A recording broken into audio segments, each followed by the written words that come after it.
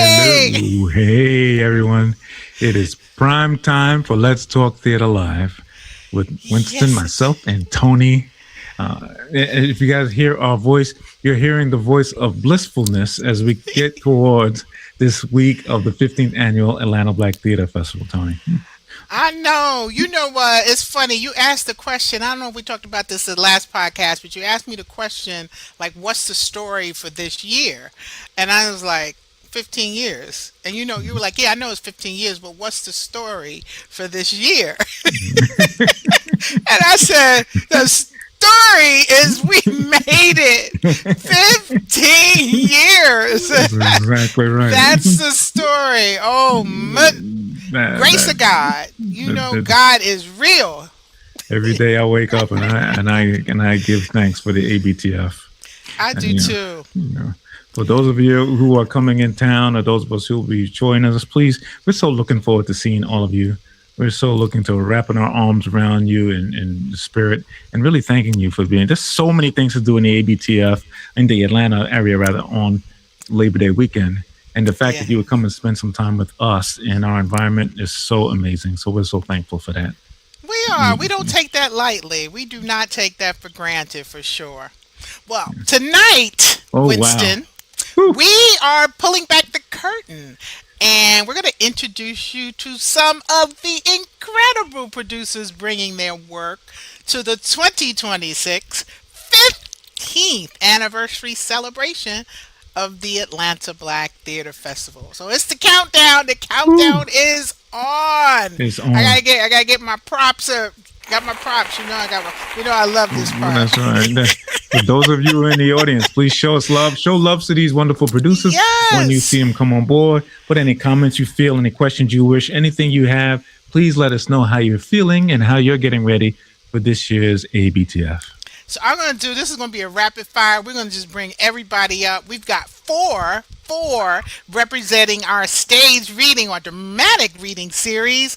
We've got David Miles, Jessica Wise, and Petula Caesar. Hey Wow. everybody! Hello. Hello. Thank you for It having me. is we're so happy to have you. I don't know if oh what I didn't forget. And William Mack. Oh yes, yes, yes. See, William, you're special, so you get a special I introduction. appreciate it. Thank you. Wow, so happy to have you. We're gonna start. We're gonna ask just questions and have a nice conversation about what brought you to the ABTF, where you're from, and then just tell us a little bit about your journey to the ABTF. Yeah, Jessica, why don't you start us off and tell us a little bit about your story? Oh, pressure. Okay. No pressure, you're So fine. I happened upon the ABTF actually when I was a very young actress first starting off in Atlanta. I was a grad student. I was only 22, Oh and gosh, I you make did me like feel old. well, it was 10 years ago. Mind you, it was only 10 years. I'm 32 Yeah. now. But it was 10 years ago. And I had She's just actually saying me already too. written. Go ahead. When I was young, I remember the Atlanta Black Theater Festival. When I was a young little girl. So young, like I did have to put on concealer for this today, but We are all young Jessica, so we all we're down young with at you. heart. That's what I always say. Like, you know, you either get older or you don't, right? So it's like, That's every day right. above ground is a great day. So, but yeah, the first time I did the Atlanta Black Theater Festival, I performed in a stage reading called Chocolate Girl. And it was about a young lady who was experiencing colorism as a child. And I Mm. played one of her friends. And so I was like, oh, this would be a great opportunity to put my play out there because I didn't know anything about how to get a script off the ground or how to get a staged reading really going.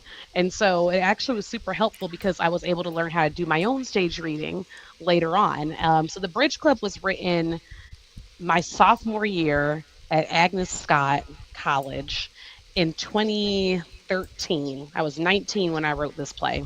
I'm 32 now. Mm. So it's been tweaked and reworked and tested and edited and it's gone all over the place. And it's done a few stage readings both here and in my hometown in Columbus, Georgia.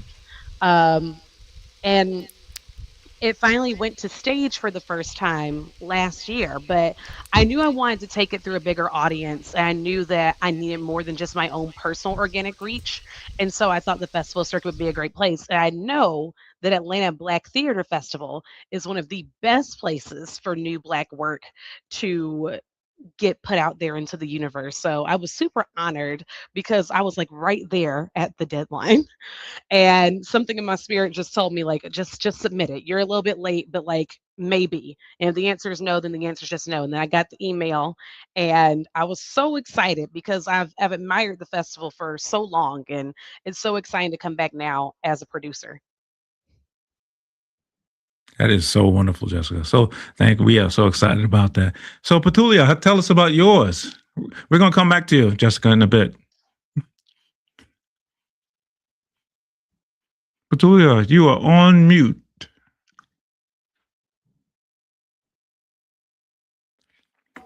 All right, let me fix that first. Hi, Yep, we got you.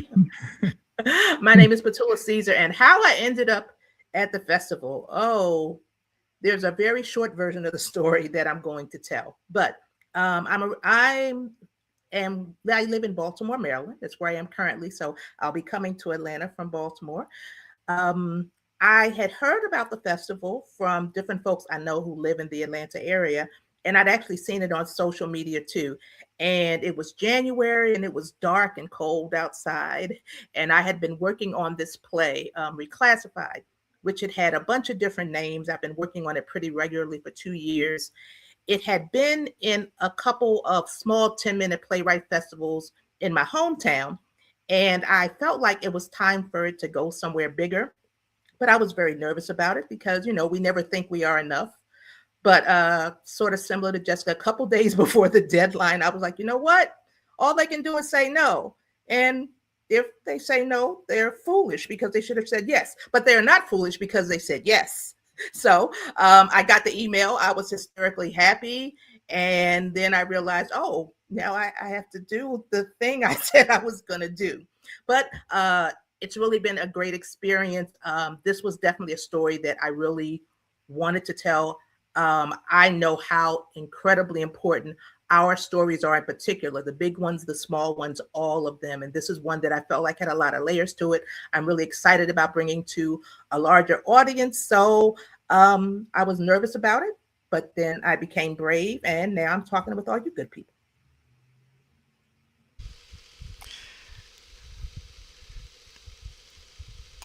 Awesome. Awesome. All right. The Mac. Hey y'all, my name is William Mack. I'm from Louisville, Kentucky, and now we're living in Chicago. And I think the question was, how did I get to the ABTF? And I will say this very lovingly: I stalked the Atlanta Black Theater Festival online for a couple of years. I went to a predominantly white institution. Shout out to all the Black artists that graduated from the University of Kentucky. And we were always looking for opportunities to tell Black stories. And we didn't really have a lot of that. And so my friends and I were doing Black art, telling Black stories. And I started really just started Googling where are the spaces and places where I can find my people, my tribe. And I found the Atlanta Black Theater Festival. And then I saw that they were taking a group of art and art enthusiasts to Ghana. And so actually my introduction to ABTF, to even meeting Toni for the first time, was actually across the sea in Ghana. And I tell everybody that experience fed my soul in a way that I did not expect. To be there with other artists, to be there with other healers, the care we received while we were in Ghana, the story exchanging that we did. I was like, I found my tribe. And so from that trip until this very moment, I've been rocking with the ABTF. I've been blessed to have an opportunity to do a reading for a pilot that I've written, and now that's in the process of being sold. I've had an opportunity to teach a workshop with the ABTF, and this year I get to do a stage reading at the ABTF. And so I tell anybody, if you want an opportunity where you can find like-minded people who want to share, Black stories and celebrate your art and your creativity, then ABTF is a place that you want to be. So yes, yeah. Shout out to OT. And I was really honored when OT was selected for one of the stage readings. Thank you. I think we lost David. What happened to David? Yeah, I think we did I lose him. think we lost the He'll return back. connection. Yeah, we're He'll gonna return catch back. up. I did want to take a moment to tell everyone that I'm thankful for connecting with William in Ghana as well. Like when I got to Africa, it was like one of the first people. When we finally got there, we get out the room, we get in the room, and we come out, we're getting ready to catch on the bus. And I'm like, "Who is that?" And he's like, "Hey, my name's William." I was like, all right, dude. And then after that, we had such a great time. I don't know how many times we spent over those 10 days Yeah, just talking and commiserating and connecting and sharing our stories. It was such a blast to meet you then, brother. It was just, it absolutely. really was. It was such an amazing time. Ditto, There's brother. no doubt. Ditto. Absolutely. There's no doubt about it. So, You know what that is. You know how that trip came about, and I just want to take a pause to talk about that a little bit. It's an extension for those of you who don't know, ABTF Travels. And that's the name of the company, ABTF Travels. And basically what I wanted to do was I wanted to get artists and art enthusiasts outside of the United States. And to me, the first time I went to Ghana was 2019 during the year of return. And we were there and then we went back. And then my husband said, you know what? I think we need to see if we can start bringing people over there. So we started meeting people and bringing, and behold, the whole thing behind it was, I really don't think that, and this is a personal opinion, I don't want anybody to get offended, but I don't think that you really can truly know your story unless you touch ground in Africa. I mean, to me, and as an artist, it brings something, it breaks something open in your DNA, and you will, and for me as an artist, I experience an explosion of creativity. It broke something. It was like something in my spirit said, I gotta fly and I gotta do this. And as a poet, my writing just started flowing. So if you can go, go. If you go with us, go by yourself, go with another group, go. Especially if you're an artist. Just as a black person, it just is, there's a affirmation that happens and a shift. I call it a shift in your DNA that happens that makes you just transform your life. I just wanted to make that small, short Yeah, and can I comment. say this? There was for me as an artist, and now I'm a counselor, and so I was not only impressed by the way our experience was curated, but the level of care. Mm, I still, to this day, thank God for the way Tony and the team curated our day at the slave castle. And I remember her preparing us for us just experiencing what we experienced at the slave castle, and then said, usually we do a lot of things, but on this particular day, we're not doing anything else. And we're going to go to the beach. And Tony read poetry over us. And we ate really good food and we played on the beach with children. And it was just this quality of care that I hadn't experienced before, but I knew that it was intentional. And so I agree. It opened up some opportunities in me and some invitations in me to continue to write, and I'm grateful for that. So that's my plug for ABTF Travels. If you ever get the opportunity to travel with artists or art enthusiasts or anything that Tony and ABTF offers, I definitely endorse it 110%. that is so thank awesome. you. Thank God for the inspiration. All Yeah. right. That's so awesome. So Jessica, my Petulia, tell us a little bit about how your story is crafted. Like, tell us, is it like you have a big cast, you have a few people? Tell us a little bit about how your story is constituted here coming in the ABTF. And Jessica, start us off with that part of the conversation. Sure. So when I wrote the Bridge Club initially, my intention Well, first of all, my intention was for it to stay one act. Now everybody's asking me for two. But oh, thank you.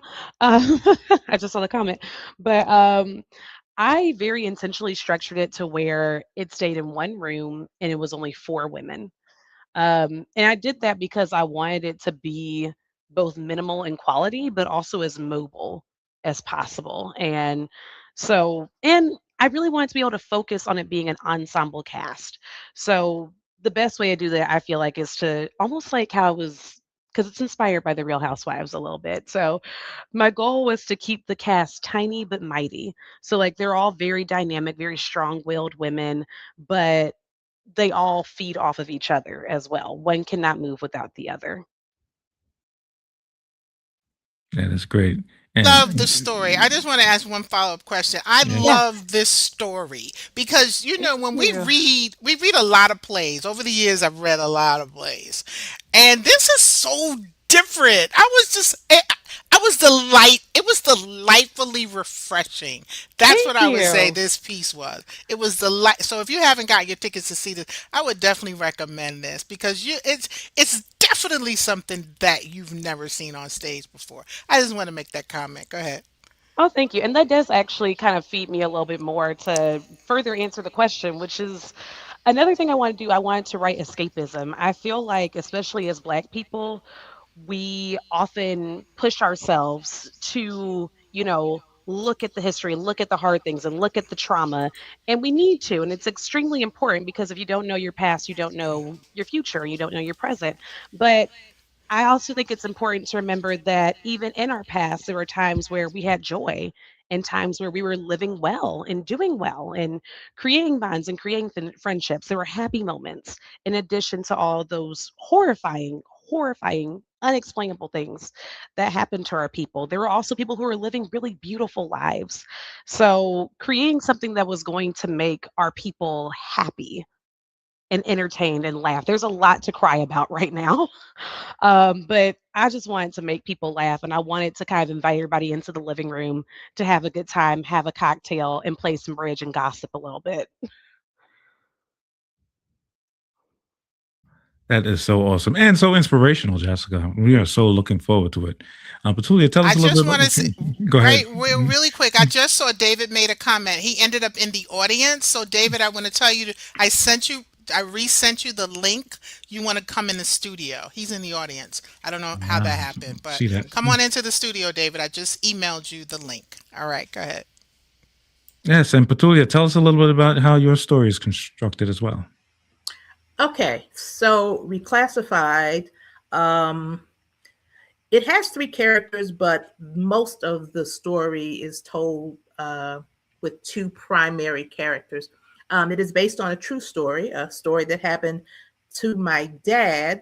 My dad was very much a hoarder when it came to like papers and documents. So anything that he ever wrote down or any document that he was ever given, he kept in these lock boxes in the house that I opened once he passed. He actually had an original green book from back in the day that lists all the safe places for folks to travel.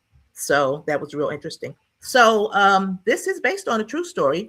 And um, my dad served in World War II in an African American platoon, and his white commanding officer was so pleased with his service, he told my dad that he had changed his military record to indicate that he was white, so he could go out into the world and have a better life and be a white man.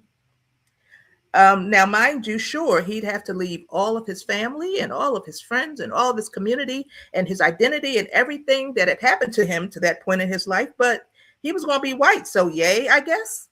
So, Mm. um, and not to mention the fact this is now his commanding officer. He's about to leave. He's gotten out of the war unscathed. He's kind of like, all right, I'd like to get home. So, there's a kind of a lot happening in that moment. And in my experience, a lot of the big things that happen in our lives happen in very intense conversations that we're not expecting to have. And then our life kind of moves in a direction. So this is kind of based on that idea. It has a lot of layers to it. Um, I don't consider it, I guess, an unhappy story, but I feel like there are moments in our lives where we have to choose who we are. and this was definitely one of those. I was fortunate enough to cast two Atlanta-based actors. So shout out to Justin Deal and Chris Green, who have been taking this journey with me, and they really, I've been very pleased with how they brought the words to life. So this is very important to me on a personal level, because my dad would often say to me before he passed, you should write about my life, which he would say, and of course, because he said that I should do that, I did not. So, but once he passed away, I got the value of things, as is often the case when you're young and you think you know everything. You get a little older, a little bit wiser, and you kind of learn to value stuff. So it was important for me to tell this story. I wrote it down. It's been getting pretty good reception when I've taken it places, but I'm very much looking forward to the opportunity to bring it to a bigger stage and to just a wider audience. And I appreciate ABTF for giving me that opportunity. Like I said, this is personal. So Wow. What a wonderful tribute to your dad. To do thank that you. at the time you're doing that, that is amazing. So for those of you, we're going to have David talk here in a second. I just want everyone to understand that the ABTF is one of the few places where you can hear stories that may not have ever been said anywhere else before for the first time or in our space. And stories like what Petulia has here with Reclassified and what Jessica and David and William have are just the most amazing places to see that. So thank you for bringing that to the ABTF for us. I'm going to turn it over to David. David, tell us a little bit about your story this year in the ABTF.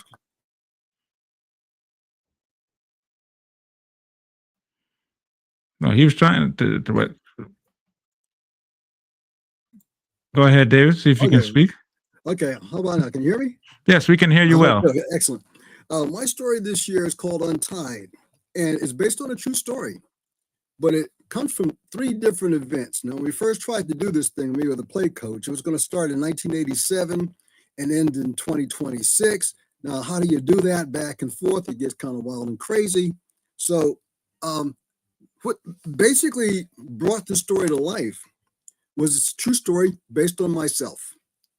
My wife and I had just gotten married.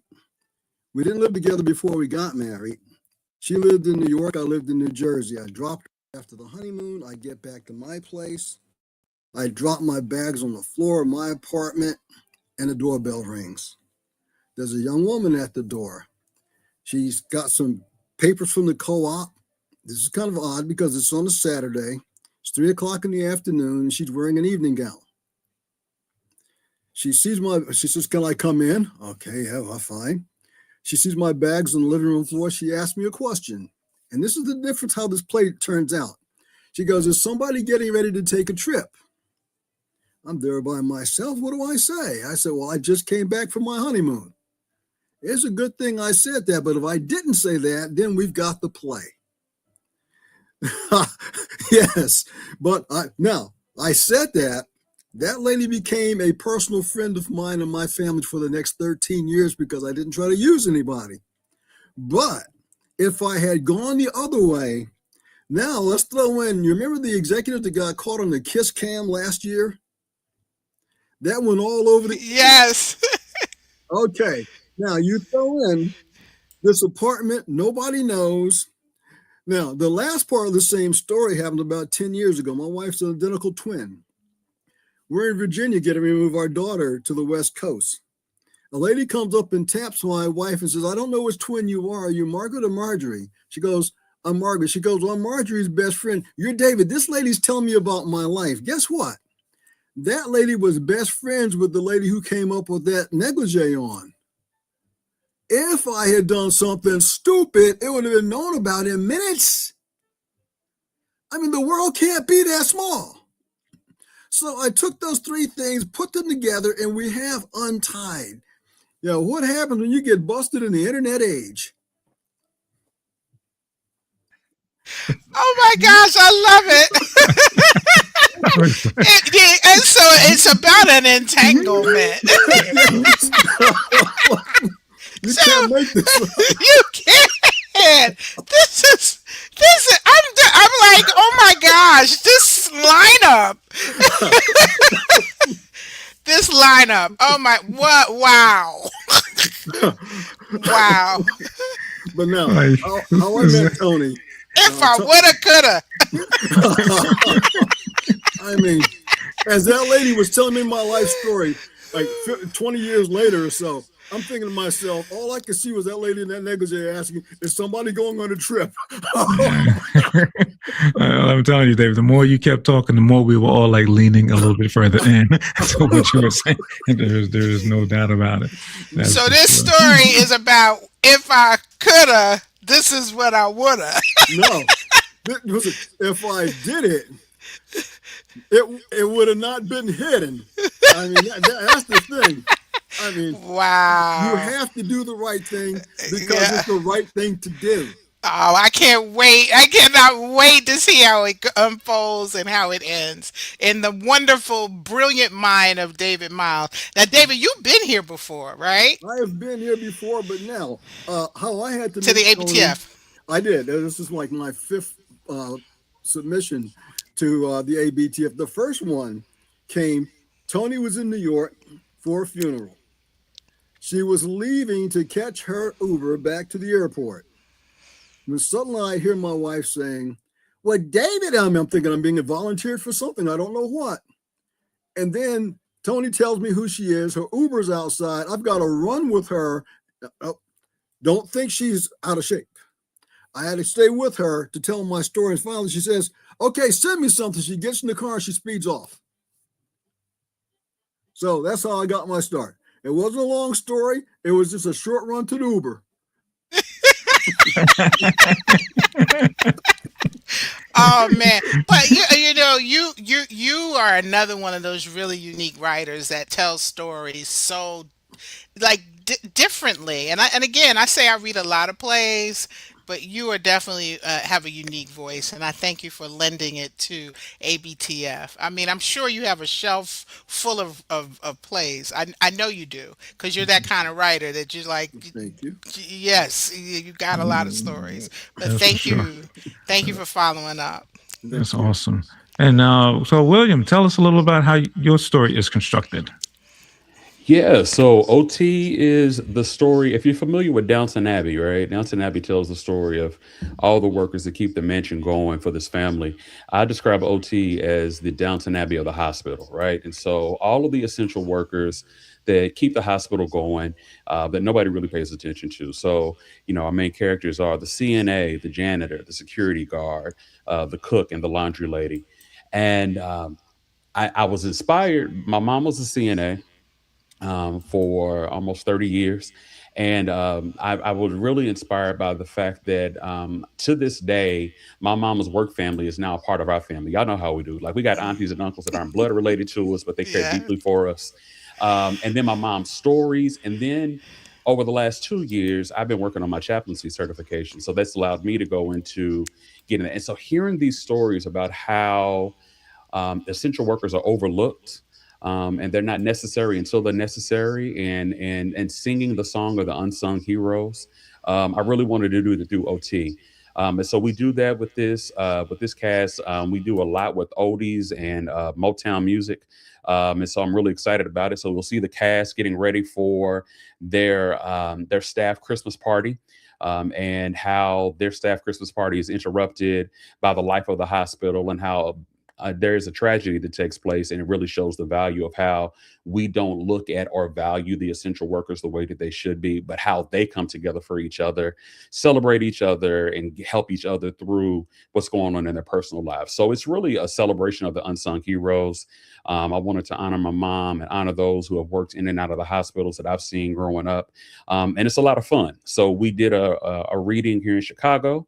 And we won the Definition New Play Theater Festival. And so I'm excited about us bringing the show down to Atlanta. I've been blessed to be working with three amazing actors in the area. So one of them, Xavier Michael, I think he read last year at the ABTF. And so I'm really excited about bringing this story to ABTF and seeing what God does with it next. Wow. 4 phenomenal, different, unique, and powerful stories. I don't know about how everyone else feels. And this is the thing that I always love, and it's such a struggle with a cool festival like the ABTF. It's like sometimes I can't get to see all four of them, but you got to come and see some of them. You got to see Jessica's or Petulia's or Bill's or David's, and just come and experience the entire time. I'm telling you, I wish I could see all four of them. I wish they were all going on at four different times, because that's how cool each one of them are and how unique they are.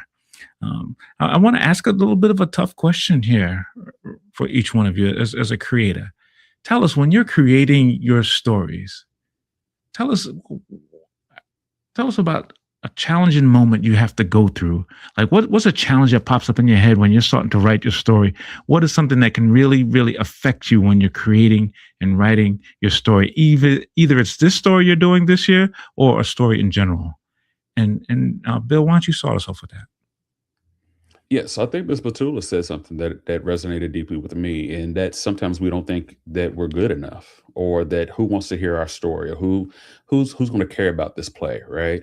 And I really believe that one of the things that I believe the Holy Spirit kind of laid on my heart was that I got to get out of my own way. If God's given us the story, then it's just our responsibility to write it and see what God does with it next. And so my responsibility is not to rationalize where is it going to be produced and who's going to be the actors. It's just to get the story out and then just trust that the guy that gave us the story is going to be the guy that delivers it to where it needs to be. And so that's been the journey for me. Honestly, I have directed and produced other people's stuff, and I really felt deep in my heart the Lord was like, you need to kind of bet on you, like bet on what I've placed in you. And so this is the first time in almost 20 plus years of doing theater arts that I've actually started submitting my own stuff, directing my own stuff, producing my own stuff. And that's the hurdle that I had to get. I had to get over the hurdle of I'm not enough. And so I'm grateful again for ABTF, because there's other people that look like me that have had those same journeys. And then we get to share and encourage each other to keep writing and creating and producing as God gives it to us. Wow. That's amazing. Petulia, how about you? How do you feel about that question? I know you already answered sort of before, but elaborate even further for us. Feel kind of getting out of your own way is definitely a process. Am I enough? Is this good enough? I know for me, the part of my writing that's difficult is the letting go part, because there is, like every story, there's a beginning, there's a middle, there's an end. Figuring out where the end is often a struggle for me. Is it time to let it go? It could be a little bit better. I could rewrite that. No, we need a new character. No, it's too many characters. There's a point where you kind of have to let it go out into the world and see what it is. Now, you might bring it back after it's been out in the world a bit and do some things, but there's always a point where you have to stop. And for me, that is always a struggle. The time where it's kind of time to kiss your baby on the head and send it out into the world, that figuring out when that is and where that is maddening. And it'll go out there, oh my God, I should have written that better. Why didn't I? And I meant to, and I should have. That part for me is super, super stressful. But I have learned to manage it. But when I was a baby writer, it was really hard to figure out when it was time to let it go. Yeah, that's wonderful. That's wonderful. Jessica, how about you? I think I would say for me, my biggest challenges are kind of anchoring it down to a structure, if I'm being honest. I'm a baby playwright. I've only written this one show. And I don't know I don't know how many more plays I particularly care, right? I love producing, I love directing, and I love performing. But when it comes to actually writing my own scripts, I have found at least a challenge, even with this one, was figuring out how to anchor it down to tell the story that I want to tell. Because I feel like you can kind of get a lot of distractions sometimes with writing, like you're hanging on to this bit over here, you're hanging on to this joke over here, and making sure that it still stays in line to what you're trying to tell. Sometimes you kind of have to put it down and walk away and come back, or give it to somebody else to look at with an objective eye to say, okay, like this is pull it back a little bit. This is a bit much, or all right, we're losing the plot, as we say, like we're losing the plot a little bit here. But yeah, I would say that's my challenge, and I think how I've overcome that sometimes is just listening to feedback and listening to people who have written more than me, who are simply smarter than me. And I consider myself to be very bright, but there's always someone who's a little bit smarter than you and more experienced than you that can help you um, to help you with some of these challenges, especially things that come to like structuring a play. And in addition to that, I think letting the plot go the way it's supposed to go and not just the way I want it to go. Sometimes I'll be writing and I'll find that it's not the ending that I'm looking to create is not true to who the characters are at this point. And your characters can't, they're like people. They're supposed to be human beings. Like they can't be who you wrote them to be. They have to be who they actually are. And there's no way you can write them into being someone different, even if you are the writer. So letting my characters be themselves and knowing that's not going to make them any less of a character, it's going to make them more human, is both a challenge and an opportunity. That is so awesome. Thanks so much, Jessica. David, I know you've written quite a few stories, but tell us a little bit about your process when it comes to that and things that can get in your way a little bit. Okay, I have to remember that I'm trying to entertain the audience because I'm entertaining myself a lot with what I write. But I'm asking somebody to take time out of their lives to listen to what I've written. And that has been a challenge. And that means I got to get the story out of my head, get some feedback. So I hired a coach, and that coach might say, well, the audience won't see that the way that you do. That's good feedback. I don't have to worry about people walking out as I'm sitting up in the front of the room. I hear the door opening. I'm hoping that somebody bringing water in. They're not walking out because I bored them to death. But the other part of that is just continuing to work on dialogue. The storytelling, I think it got pretty good, but the dialogue, where we don't have all the characters sounding like me. I've just heard character ownership for one thing, knowing when to stop, knowing when, don't do too much. How did I get off this picture? I try one more tweak. This is a very bad habit of mine. That's how I got back into the audience.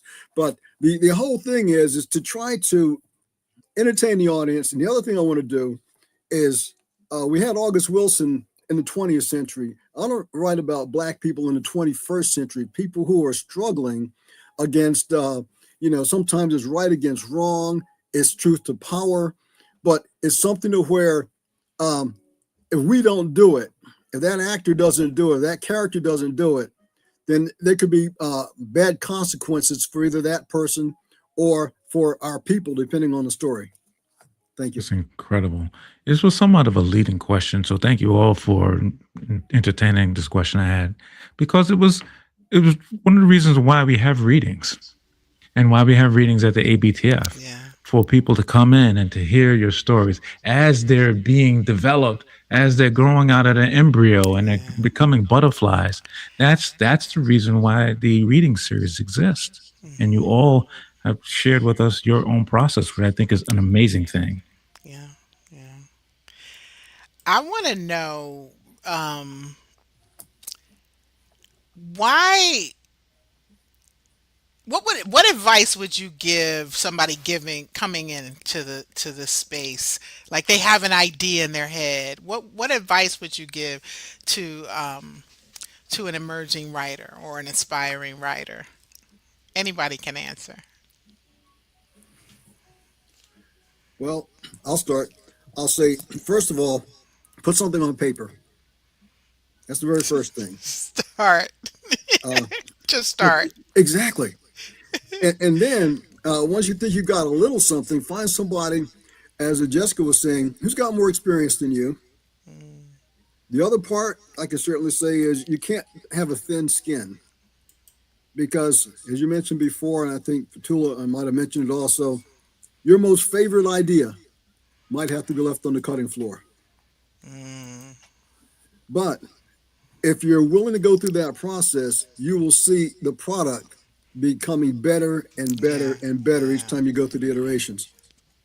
That's good advice. That's good advice. Anybody else? I'd also say make sure you're reading a lot. In addition to spending time with your own work, spend time with work that you consider to be excellent and work that has been successful, because that's another way of like looking at, looking for feedback from people who might be a little bit more wise than you, and that, no pun intended, but who might be a little bit smarter than you. And by reading more, you're also gaining some creativity there as well. I agree. I wholeheartedly agree. Yeah, I would say the story is in your skin. Like, write what you know. Sometimes, there's this invitation that you want to write something that is like super duper out there that you have no relation to, you're not connected to at all whatsoever, right? But what do you know? What have you lived? What have you experienced? Now, I'm not telling you to write other people's business, but what I am saying is there are some stories near your lived experience that you could take and then you can twist and maybe set your family reunion in outer space or something like that, right? But the story is close to you. The characters Yeah. are close to you. So write what you know. I've been surprised over the last couple of years, things that I did not think that I needed to write about, or that I was even interested in write about. But when I just sat down and, like David said, just started writing, I'm like, oh, this is a piece about grief, or oh, this is a piece about chaplaincy, whatever the case may be. But the story is in your skin. So start, just with what's closest to the story that you hold in your body, and just allow the pen to kind of go with it. What I love is each of your writings and your stories, your plays, are so different and so unique. Did y'all notice that from listening to this? I mean, They are. everything is just so different and so unique. Go ahead. Who else wants to take a stab at that question? I do.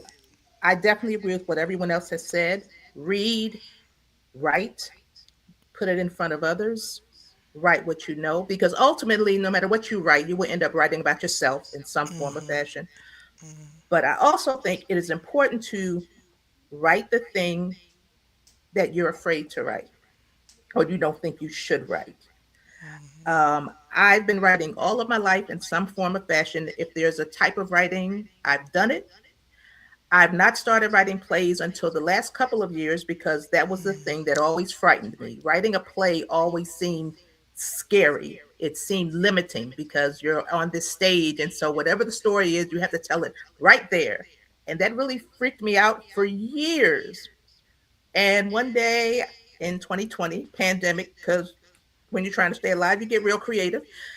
And I started writing a play.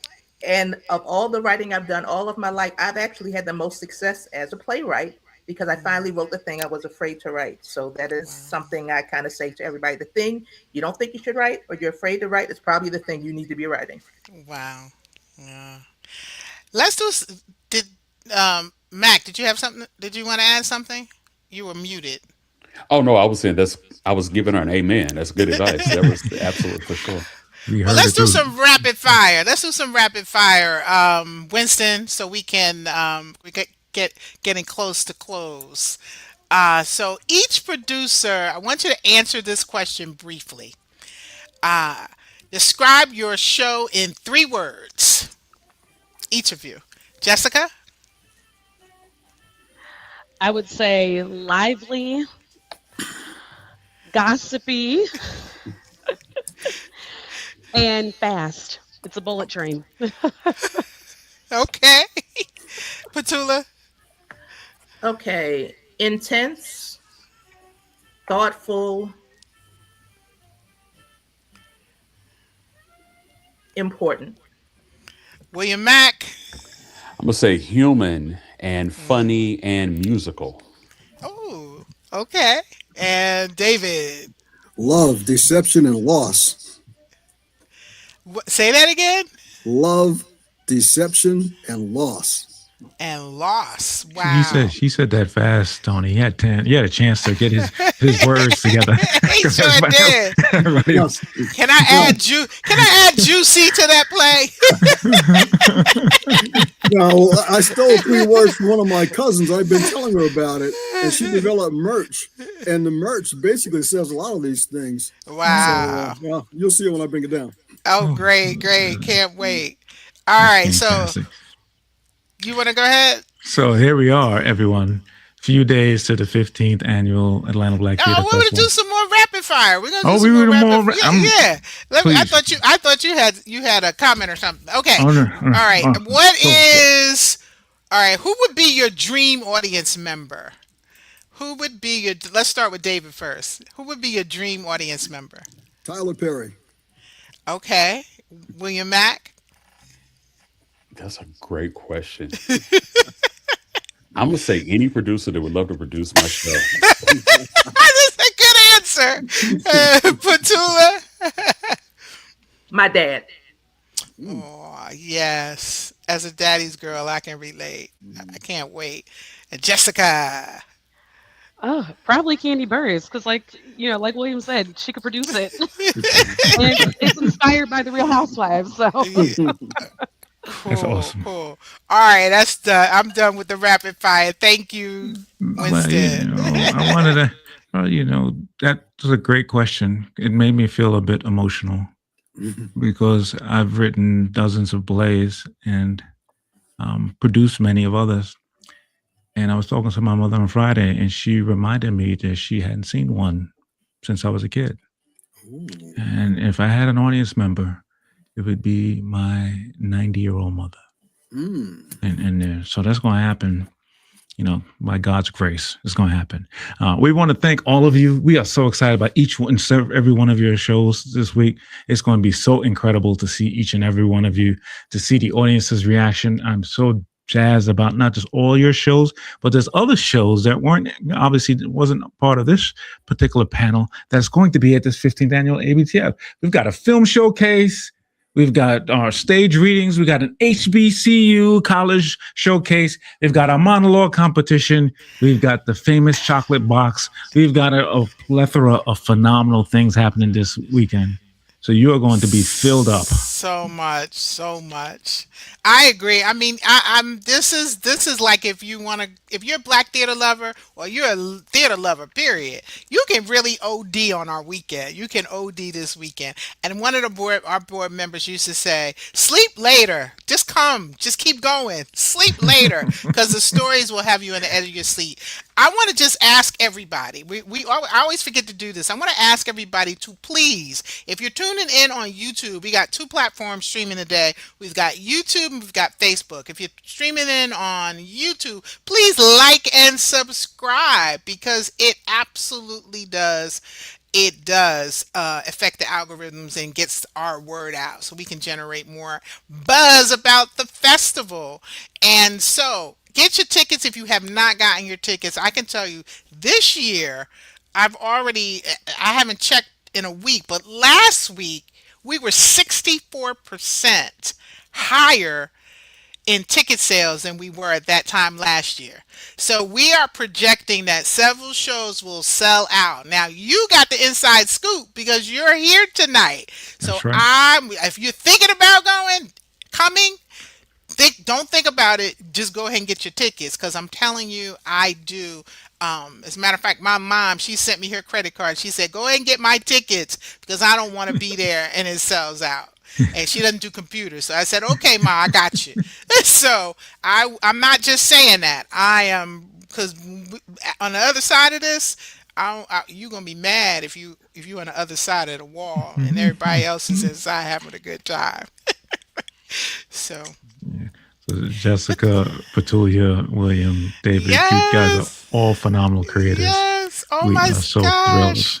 thrilled about each and every one of you.